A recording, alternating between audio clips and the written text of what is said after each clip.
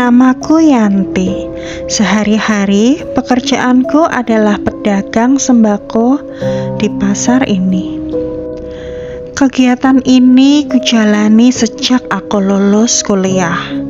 Awalnya kios ini milik ibuku. Aku hanya membantu di sela-sela jadwal kuliahku. Tapi setelah aku menikah, tepatnya 2 tahun yang lalu, ibuku menyerahkan kiosnya untuk kukelola.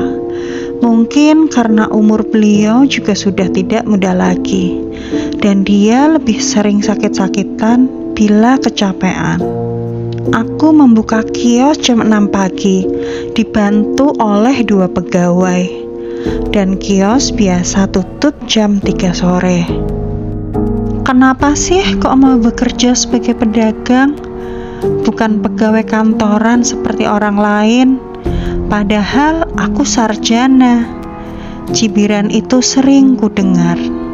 Jawabannya karena ibuku yang meminta. Selain itu, di pasar asik, banyak ketemu orang.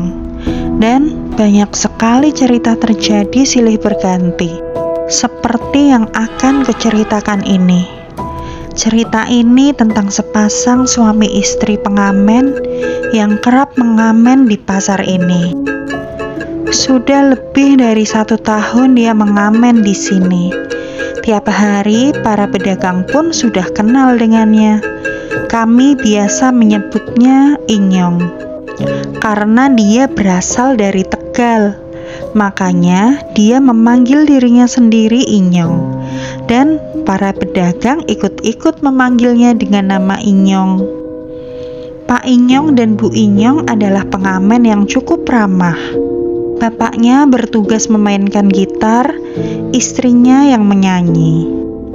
Mereka kadang suka ikut nongkrong dengan para pedagang pasar dikala kami merumpi bila sepi pembeli.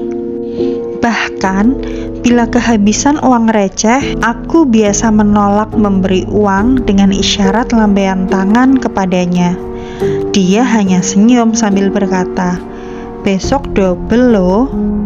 Sore itu, ketika para pedagang pasar bersiap-siap merapikan dagangannya karena hendak pulang, Pak Inyong berteriak kegirangan, "Hore, Inyong nemu duit!" sambil melambai-lambaikan uang 1 lembar 100 ribuan. "Siapa yang kehilangan nih? Inyong nemu duit!" Dia masih berteriak-teriak. Kami merasa tidak kehilangan. Lalu kami menyuruhnya untuk menyimpan saja uang itu untuk Pak Inyong. Tapi Mbah Marni, sang penjual tahu, menyeletuk, "Hati-hati loh, Pak Inyong. Kalau uang itu adalah jebakan." Pak Inyong dengan santai menjawab, Mbah, aja nakut-nakutin. Jebakan kok uang 100 ribu. Jebakan tuh ikan asin." Tapi ketika aku kecil, aku sudah diwanti-wanti oleh orang tuaku. Bila menemukan uang, jangan diambil. Bisa saja itu jebakan pesugihan yang mencarikan makannya lewat pancingan uang.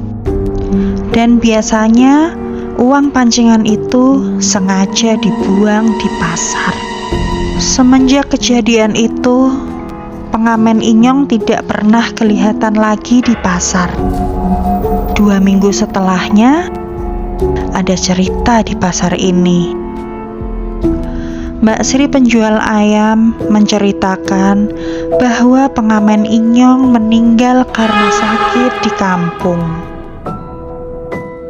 Dia mengetahui berita ini karena Mbak Sri adalah tetangga desa dari Pak Inyong.